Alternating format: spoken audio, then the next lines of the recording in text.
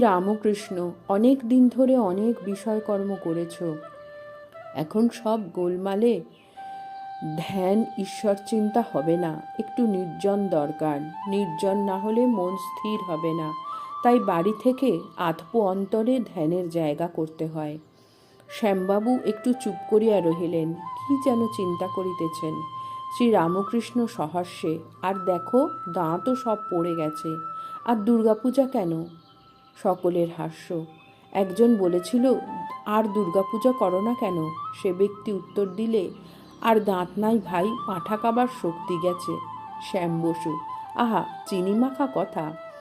রামকৃষ্ণ সহাস্যে, এই সংসারে বালি আর চিনি মিশেল আছে। পিঁপড়ের মতো বালি ত্যাগ করে চিনিটুকু নিতে হয়। যে চিনিটুকু নিতে পারে সেই চতুর। তার চিন্তা করবার জন্য একটু নির্জন স্থান করো, ধ্যানের স্থান। তুমি একবার করো না, আমিও একবার যাব। সকলে কিয়ৎকাল চুপ করিয়া আছেন। শ্যাম বসু, মহাশয়, জন্মান্তর কি আছে? আবার কি জন্মাতে হবে? রামকৃষ্ণ, ঈশ্বরকে বলো, আন্তরিক ডাকো, তিনি জানিয়ে দেবেন। যদু মল্লিকের সঙ্গে আলাপ করো, যদু মল্লিকই বলে দেবে।